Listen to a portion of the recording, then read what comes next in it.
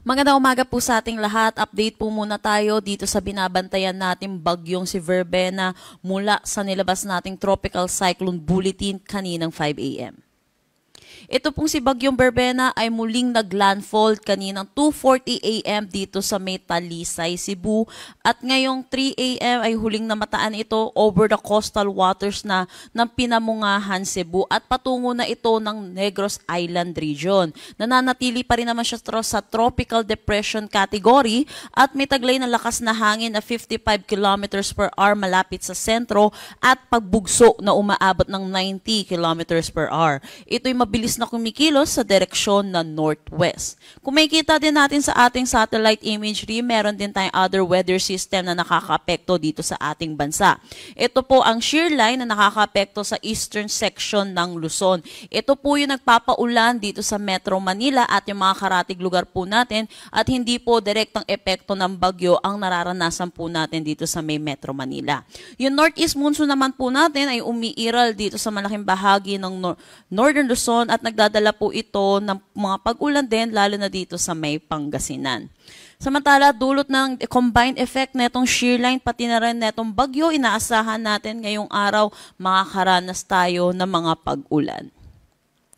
Para naman sa track netong si Bagyong Verbena, yun po, pangatlong landfall po niya dito sa may Talisay, Cebu at inaasahan din natin magla-landfall po muli ito dito sa may Negros Island region bilang isang ganap na tropical depression category. Kung makikita din natin sa ating forecast track, ito'y tatawid ng Visayas bilang isang ganap na tropical depression kaya ang pinakamataas po natin tropical cyclone wind signal ay number 1. Inaasahan din natin mag-i-intensify ito into a tropical storm category prior to landfall or close approach dito sa may northern Luzon at ito'y mananatili isang ganap na tropical storm habang palabas po ng ating Philippine Area of Responsibility at paglabas doon po muli siya mag-i-intensify into a severe tropical storm category.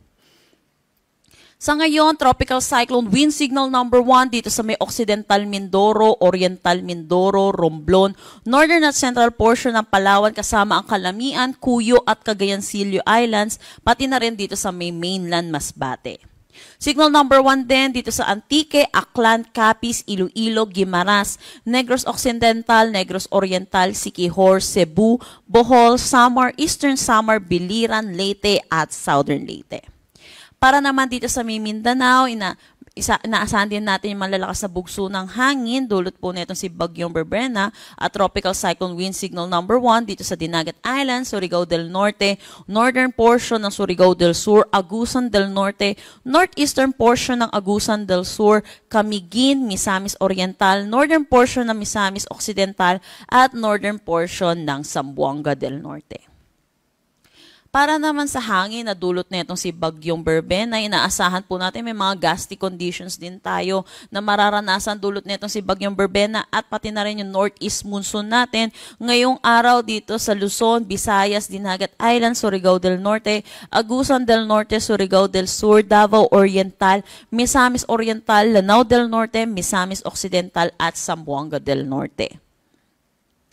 Para naman sa ulan na dala netong si Bagyong Verbena, makikita natin may mga concentration tayo ng orange dito or 100 to 200 millimeters of rain dito sa may Kabisayan. At nabawasan na rin naman po yung significant rainfall na inaasahan dito po sa may Eastern Visayas dahil na rin sa paglayo netong si Bagyong Verbena. Pero makikita din natin, meron din tayong inaasahan na 100 to 200 millimeters of rain dito sa Quezon ay dulot naman ito ng shear line. Kagaya na rin po dito sa may Cagayan, Isabela at Aurora, pati na rin dito sa Rizal, Laguna at Batangas. Dulot po ito ng shear line. So yun po, pagdating po dito sa malaking bahagi ng Luzon, shear line po ang nakakaapekto at hindi po yung mismong direktang epekto ng bagyong si Verbena.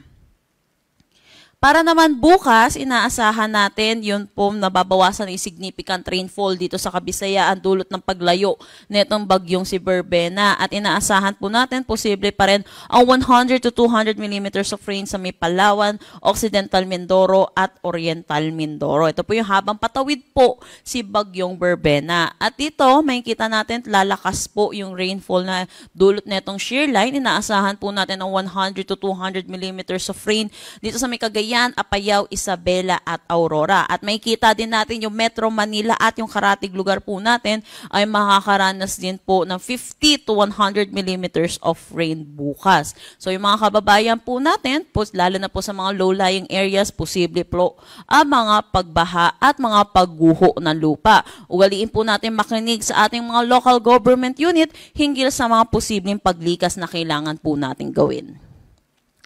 Para naman sa Thursday, November 27, wala na po tayong nakikitang significant rainfall na dulot nito si Bagyong Berbena. Pero yung shear line ay inaasahan pa rin po natin magdadala ng 50 to 100 millimeters of rain dito sa may Cagayan, Apayao, Isabela at Aurora.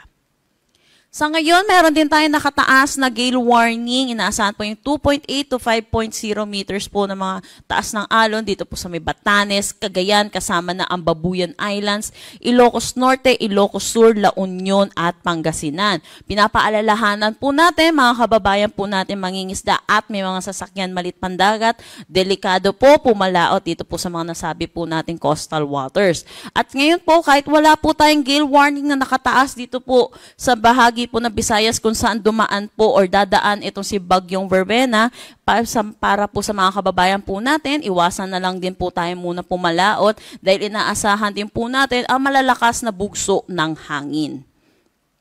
At yan po muna ang latest nating update dito sa Bagyong si Berbena. Next update po muna natin ay mamayang 8 a.m. Para sa karagdagang impormasyon, bisitahin ang aming mga social media pages at ang aming website pag-asa.dost.gov.ph. At yan po muna ang latest dito sa Pag-asa Weather Forecasting Center. Chanel Dominguez po, magandang umaga at ingat po tayong lahat.